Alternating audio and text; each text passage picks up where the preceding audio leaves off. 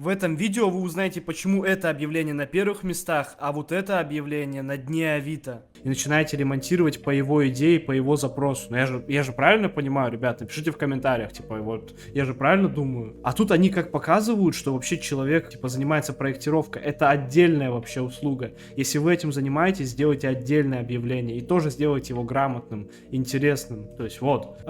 Тут две фотографии, как было, как стало, но они какого-то маленького качества. То есть, у нас вот тут большая фотка, тут заходишь, тут надо прям вглядываться. Сделайте, например, инфографику сверху, напишите до и после. Такие фотки, вот как здесь, они хорошо работают. На самом деле они интересно работают, потому что ты сначала видишь, как у тебя было, представляешь, вот как сейчас у тебя, например, ремонта нет, у тебя голые стены, и представляешь, что они тебе сделают такой ремонт, и видишь реально, что они так и сделали, и если у тебя состыковка срабатывает в твоей голове, как хочешь ты ремонт сделать, то ты по-любому реально спрашиваешь у них там, типа, вот, можете подъехать там, ну, короче, вот в этом плане закрываешь как раз свою боль, то, что там не знаешь, как это будет по итогу выглядеть. Вот такой ремонт туалета. Кстати, поставили на третью фотку, интересно. И инфографика. Самое интересное в конце инфографика. То есть даже не в начале, а в конце. Подарок это дизайн-проект.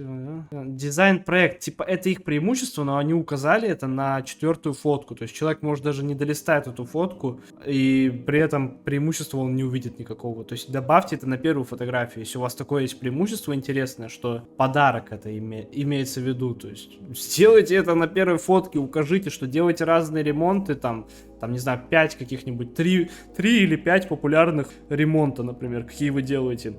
И второй инфографикой там укажите где-нибудь тоже в углу, что у вас подарок, бесплатный дизайн-проект, ремонт ванной, туалет. Ну хотя это какой-то бред, да? Вам тоже не кажется, что это бред? Типа, что вам бесплатный ремонт ванны сделают? При ремонте всей квартиры. Ну окей, it's okay, как говорил Олег Тиньков. В принципе, да. Подробности все заполнены, это хорошо. Описание. Ремонт квартиры, получите подарок. Ремонт это вот то, что мы видели на фотках. Берем как отдельную комнату, оплата поэтапная после выполнения работы. Кстати, тоже неплохое преимущество. Цены фиксированы по договору. Гарантия, свяжитесь. Так, призыв есть, кстати, хорошо. Но о вашей компании не сильно-то и написано. То есть человек не понимает, к кому он обращается. Обязательно нужно, ребят, писать то, что вообще твоя компания означает, какой у нее путь там, ну что-то такое, сколько вы работаете в этой сфере, что вы делаете, чем занимаетесь, напишите это первыми строчками. Людям интересно почитать, кто вы такие, то есть им не интересно заходить в профиль и там искать информацию о вас там. Вот, мы крупная компания, крупная компания, сервис Руки. А почему у вас название другое, ремонт квартир Руки?